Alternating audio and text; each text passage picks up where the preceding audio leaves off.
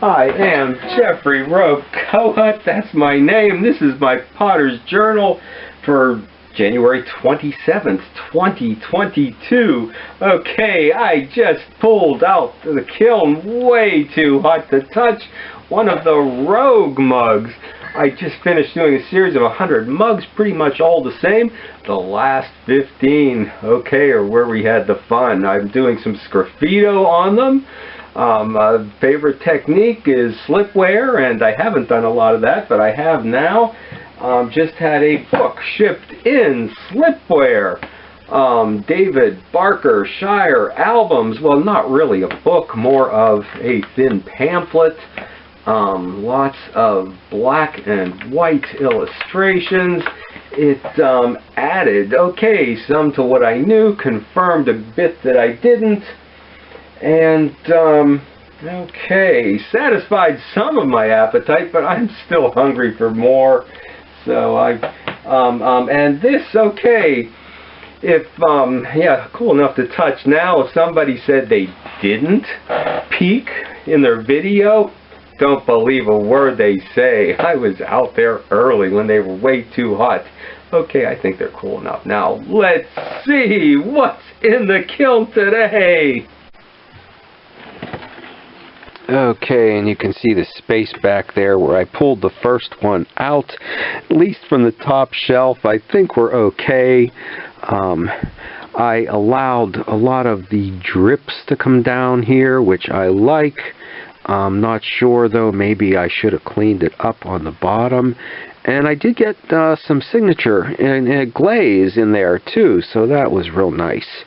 There is, I like both, there's a fluidity sometimes in the slip that's poured on that we saw in the last video, and also in the glaze, and it pulled nicely in and around the handle and in different places.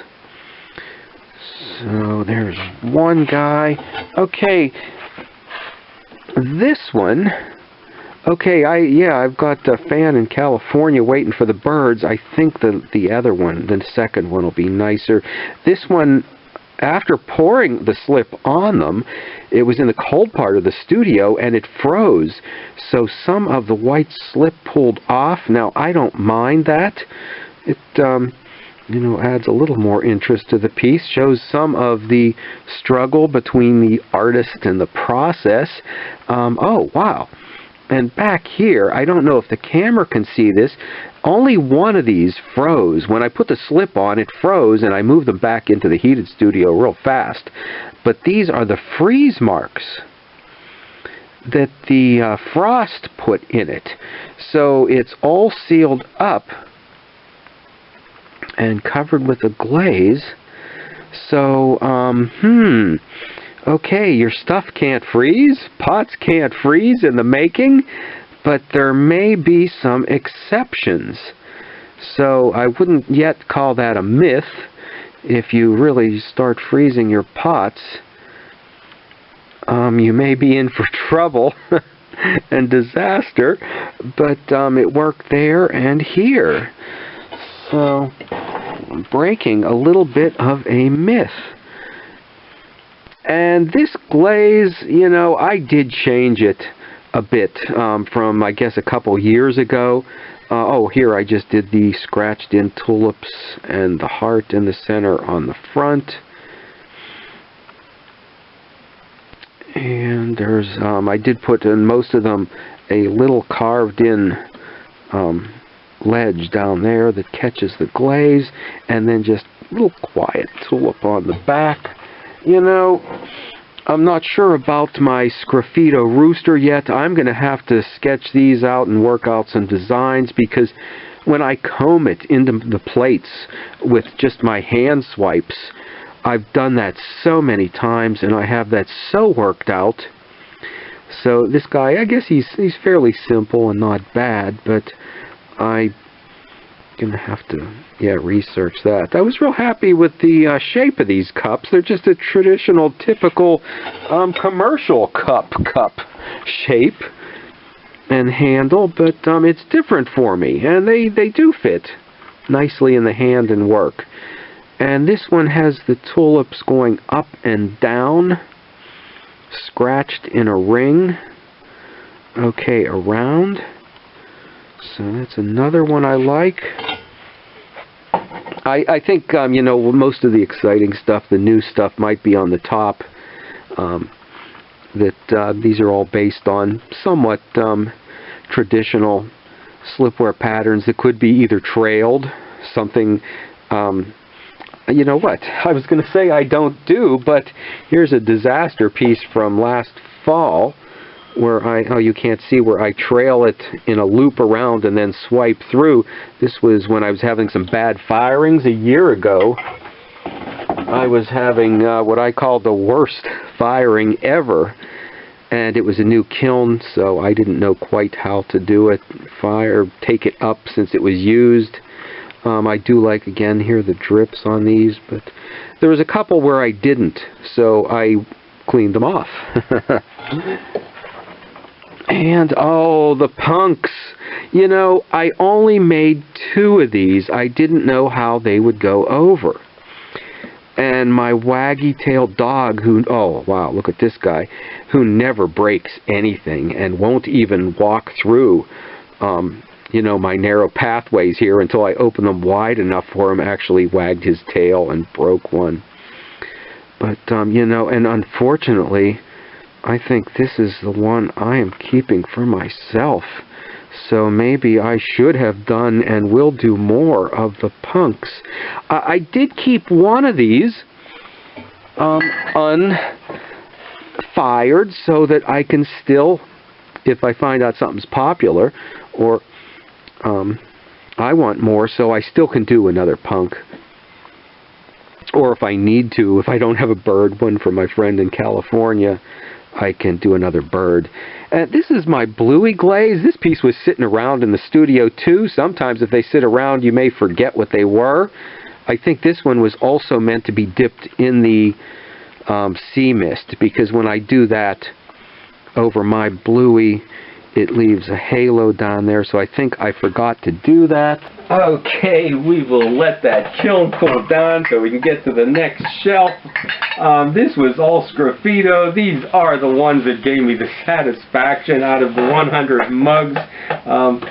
They went through all the techniques in here, the trailing it on with a bottle. They mostly pour them on or dip, whereas I always liked brushing on while it was on the wheel. Now when there's a handle, you can't do that, so that's why I'm turning to the pouring it on.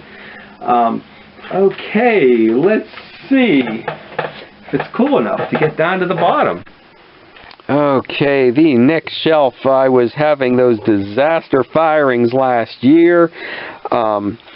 This is the medium cork. I thought, I'm going to test this out again. If I'm here for the end of the firing and I'm able to do a controlled little soak on the kiln, it's okay. So I can use my medium cork again. I've been using a lot of that oatmeal, which, and here, this is a black, no, that was a white clay. How come it came out with the rooster being dark?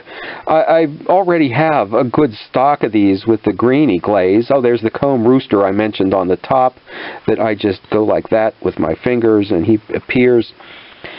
Okay, I do have a few more of these I can put in.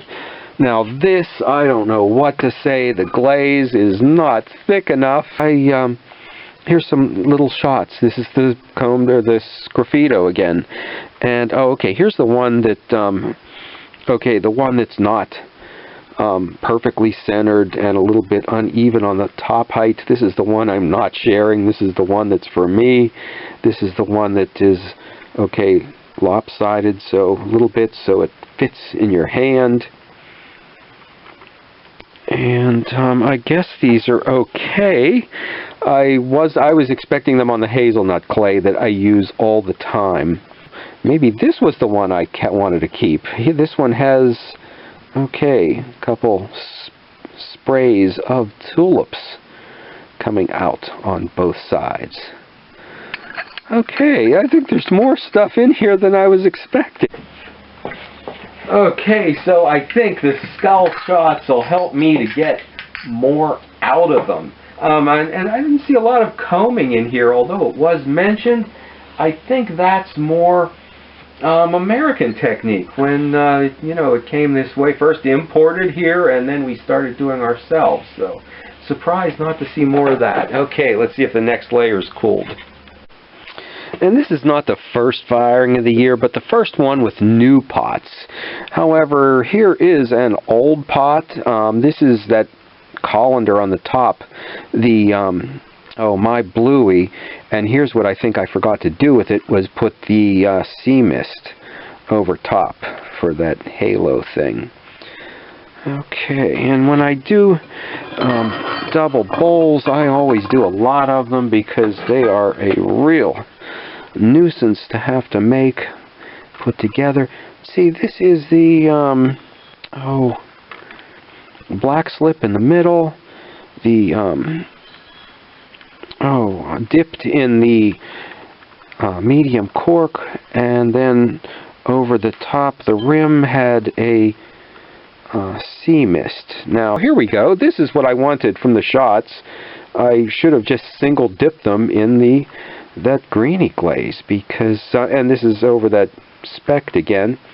Okay, that's what I wanted from them. Oh, this is a Jerusalem cross. Okay, I was looking for a few other designs, and we've got a bit of rough here, and you know what, that glaze is, I think, the slip. Yeah. Now, so far, I seem to think this slip is fitting the body and coming through the glaze, but it could be one of the ones that I had problems with the frost. So I'm not yet ready to say that the slip doesn't fit the body. I will be anxious to see if my Catholic deacon friend spots that. Okay, on the shelf at the farmer's market. He usually picks those things out. Now I'm thinking about imagery. Yeah, a lot of imagery too in here. This is an English slipware. Yeah, pretty much exclusively. There may be some of the early pieces, earlier German or somewhere north of there, that came in and got it started. But I'd like to find something on American slipware, and to think about, you know, imagery that I can pull from where I'm at. Okay, reaching down in here, this little vase had a black slip on it, and I carved these skulls through there. They're barely visible. That worked for me on the pie plates last fall with the black slip. So don't let anybody tell you that just because it's not a gas fire reduction kiln that it's easy. That you know, the black slip showed off beautifully here in the back one, and this time same clay body. You know, we got quite different results. I was hoping it'd show through. Okay, yeah, I'm sorry to show you so many of these guys, but I do like the thumbprints, and I do like the way, as I said, the fluidity that you see both in the glaze and in the slip. You know, where it's thick and thin, and how it pulls. Since it's not a reduction kiln, that you do get, you know, something to look at there. And okay, here the heart and the tulip design, much more elaborate pattern. This time I left the handle plain. I carved in those a lot too. So I'm be anxious to get these to the show. And okay, for my friend in California, we've got the back of it with a little tulip on it, and everything looks fine with the glaze. And I think this is, yeah, this one has the birds and the tulips out of the pot. So the birds chirping away there. And this is pretty much a traditional Pennsylvania slipware pattern. You know, I'd like to find a book too on American slipware that does often fall under the name Pennsylvania, and I guess a lot of it was done here. I checked too, and there's a collection in Williamsburg in the back of that pamphlet, but I'm not sure that there are that many pieces that it would be worth taking a drive to see behind a museum case. And then the last of this is all the Pittsburgh. Oh, you know, this is the medium cork again. And this is the bubbling. This is the problem that we were having last year when I said worst kiln load ever. There were multiple things, every glaze. There was a firing where almost every glaze, that it was too long a firing and too saturated a heat. This time everything has been fine except for the medium cork, so I'm going to say that it is just not tolerant enough for me. Oh, no. And I did not want to end on a bad note. I'm going to say, though, okay, the videos where everything comes out exactly perfect, I don't trust or believe them for a minute. The people way high up on the ladder who are doing videos that are not highly produced, we see a lot of mistakes. And in here, some of the examples, there were two plates, drape mold plates, that you could tell split open in the firing. It was a firing split from a drape mold. So some of the best historic examples are from the shard pile. And you know, we are not going to end on a bad note, because I am so excited about having a fan, my first YouTube fan, purchasing pieces, that this piece for California turned out perfect. I was very happy with that. And you know, not ending on a bad note too, because okay, Potter's Journal, 5 years of this. I went back to the first year's journal when I first started making pots again, and I saw the Sgraffito fish there. Look at that. I didn't have a glaze at the time that was the translucent to allow it to come through. It took me 5 years to get there. So if you like to watch somebody's exploration, somebody's journey, please do subscribe, like, comment, and stop back and see. Okay, if I can take the next steps in a couple of weeks, 3 or 4 days, 3 weeks, or maybe 3 years.